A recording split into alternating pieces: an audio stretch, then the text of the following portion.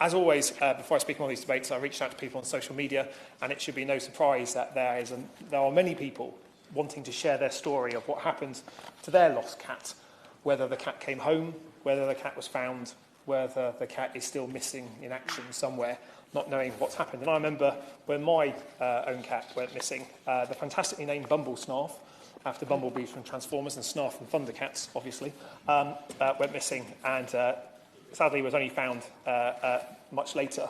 And actually the worry about when you don't know where your cat is. And we all know that cats have a mind of their own, and they won't do as they're told. And so unlike dogs, they will do very much what they please. So sometimes they might just want to go out and have a play. But we also know that when they go missing, the heartache, the worry, the stress that comes from it is really important. And Emma told me on social media that she talks about the cats that she has lost in road traffic accidents and the importance of microchipping, about how it works. Others have shared similar stories. The petition being debated today calls for councils to have the same respect for cats as they do for dogs. And I'm proud to say that Labour-run Plymouth City Council treats cats the same as dogs from road traffic accidents. And that's really important, because the postcode lottery that the honourable member who introduced the debate spoke about is something that we need to be engineering out of our system.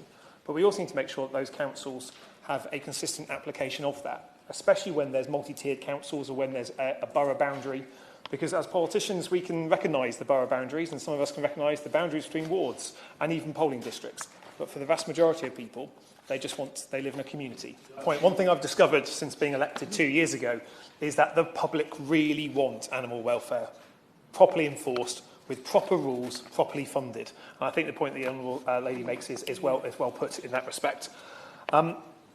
Despite being valued members of households, part of the family, cats are sadly not afforded the same duty of care as we do to cattle, horse, mules and dogs. The life of a cat should be worth no less than that of any other animal because of the emotional connection that animal brings to the family and an important role within a household. This needs to be addressed because, unfortunately, road traffic accidents involving cats happen frequently.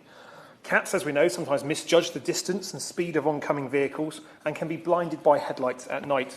The current law requires people to stop and report if they run over a dog, and that actually helps save hundreds of dogs' lives every year, because so far we've spoken about what happens if an animal dies in terms of reporting. But actually, accidents involving dogs and other animals can actually help save the lives of that animal if the owners know that they're required to stop and report that animal, that they've been involved with an accident. And so it's not just what happens at the end of a life with an animal, it should be about how we prevent deaths, needless deaths along the way at the same time.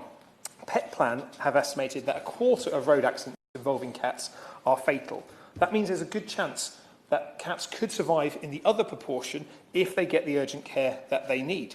But this can only happen if there's a requirement for road users to report accidents involving pets. Now, I'd like to see a greater tightening of the legislative proposals around compulsory microchipping of cats, but also the reporting where a cat has been injured or involved in an accident.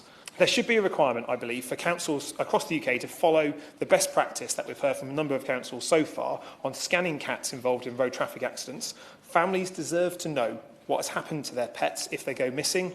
We need more action from this government to tweak this piece, because I think, and I say to the Minister, who I know I work with on a number of different areas, that at this time, when the legislative agenda of the government is perhaps not as full as it might otherwise be, that I think there is real space for doing the things where there is genuine cross-party support, and protecting our animals is absolutely something that, regardless of what happens with Brexit, I know that nearly all my constituents would want us to be doing in this place today, and tweaking the rules around this, extending microchipping to cats and requiring a uniform approach from every single council, no matter which political party runs them, is something that I think would be well supported.